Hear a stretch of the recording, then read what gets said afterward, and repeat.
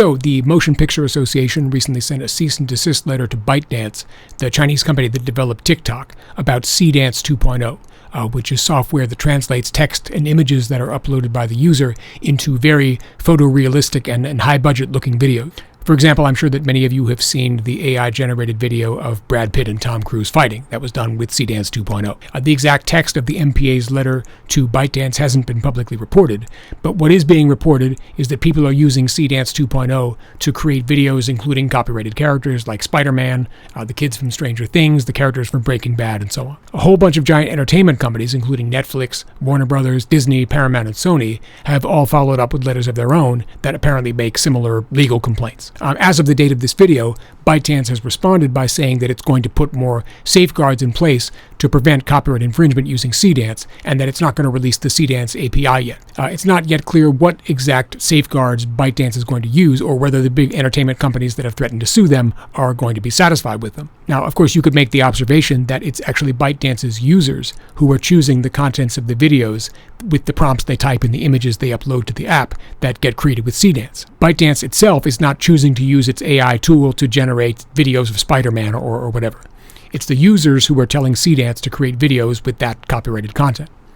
So, someone might argue that ByteDance isn't the one who's infringing Netflix's and Disney's copyrights. Any copyright infringement is actually being done by ByteDance's customers. But copyright law is actually a lot more complicated than that.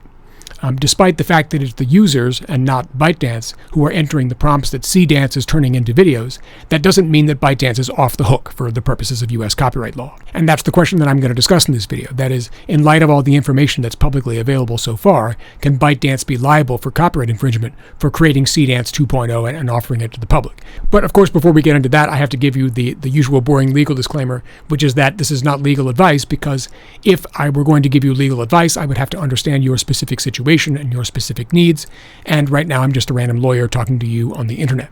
The second disclaimer I need to give you is that this video is going to deal with matters of U.S. law, specifically U.S. copyright law. So if you are making your particular project outside the United States, your movie or your TV show or whatever, then the concepts that I talk about in this video might not necessarily apply to you. Finally, if you found this video helpful, please like the video and subscribe to this channel. It definitely helps us get our message out to young, hungry, enterprising, independent filmmakers like yourself to help you with your legal questions. U.S. copyright law allows people to be held liable for what's called contributory infringement. Under this concept of contributory infringement, if ByteDance knew that its users were likely to use SeeDance to create videos that incorporated copyrighted material, and ByteDance didn't take adequate measures to prevent that from happening on its platform, ByteDance could still potentially be liable for any damages that Netflix and Disney and so on suffer because of the copyright infringement. Can ByteDance be liable under this contributory infringement theory? I'll start by saying that copyright litigation about AI, text, and image generation is still in very early stages, because, of course, these tools only became publicly available very recently. At the time of this video, the federal courts of appeals and the U.S. Supreme Court haven't dealt with this issue yet, and it's only trial-level courts that have ruled on it. So we don't really have binding legal precedent on the specific issue of contributory infringement when it comes to AI tools yet. But if we look at the trial court opinions that have come down about this issue, we can see an emerging trend, and I think that it can be described this way. If the plaintiff, that is the person who's suing, can show that the maker of the AI tool was aware of actual examples of copyright infringement by users of the tool, instead of just speculating that the tool could be used to create infringing material, the maker of the tool can conceivably be held liable. So, for example, if Disney were to sue ByteDance and say that people were using SeeDance to create videos of Donald Duck, who's obviously a copyrighted Disney character, ByteDance could be held liable for contributory infringement if Disney were able to show that ByteDance knew that people were using its software to create Donald Duck videos and it didn't do anything about it. If, on the other hand, Disney just said, well, we see that this is a really sophisticated tool, that SeeDance 2.0 is really, photorealistic, and it could theoretically be used to create videos of Donald Duck, then that wouldn't be adequate. If they didn't have any actual examples of videos of Donald Duck, their lawsuit wouldn't be able to succeed. We can see this from a couple of cases that have been decided over the past few years. In one case, for instance, the New York Times sued OpenAI, which of course makes ChatGPT, claiming, among other things, that OpenAI was liable for contributory infringement. This was because the New York Times said that ChatGPT, in its responses to users, was actually reproducing entire portions of New York Times articles. And the Times actually attached a series of examples of its content being reproduced by ChatGPT to its complaint, which is the document that you use to start a lawsuit. And it said that OpenAI was aware of those examples.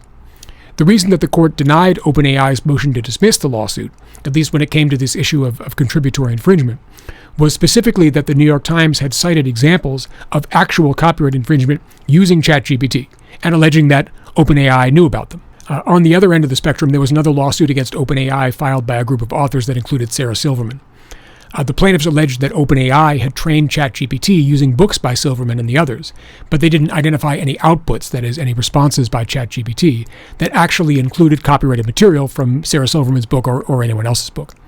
All they said was that because ChatGPT was trained using their books, it was theoretically possible that ChatGPT could reproduce the contents of their books in its responses. That wasn't enough for the judge, who dismissed the lawsuit, at least to the extent that it claimed, contributory infringement. How does all this apply to SeeDance? Can Disney and Warner Brothers and Netflix and so on hold ByteDance liable for contributory infringement? If they wanted to do that, they would have to show, essentially, that ByteDance was aware that people were using SeeDance 2.0 to create infringing videos, and they didn't do enough to stop it. It seems pretty clear that ByteDance is aware that SeeDance 2.0 has been used to create some infringing content. It seems like everybody knows about that Tom Cruise versus Brad Pitt fight video and other shockingly photorealistic videos that include, characters from copyrighted entertainment properties that SeeDance 2.0 has been used to make. So I think the question is really going to come down to whether ByteDance can do enough to satisfy the big entertainment companies and possibly a judge that ByteDance has made a reasonable effort to prevent users from making infringing content on its platform. What specifically does ByteDance need to do to stop copyright infringement?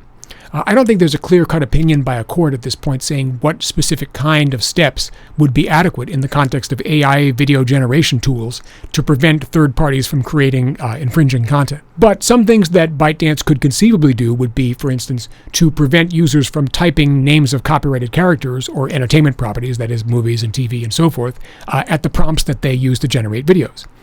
Another is to scan a video once it's created using the AI tool for similarities to copyrighted films, TV shows, books, and so forth. Of course, none of these methods can be 100% effective at preventing copyright infringement, partly because deciding whether a video is infringing can require some pretty subjective judgment calls by a court, and partly because people have learned how to design prompts for these AI tools to get around these sorts of copyrighted material restrictions. So we'll have to see what ByteDance chooses to do and whether the measures that it takes are enough to satisfy these big media companies. I think that's going to determine whether a lawsuit is likely to go forward, I think. So, thanks very much for watching this video, and please give me any questions you might have in the comments.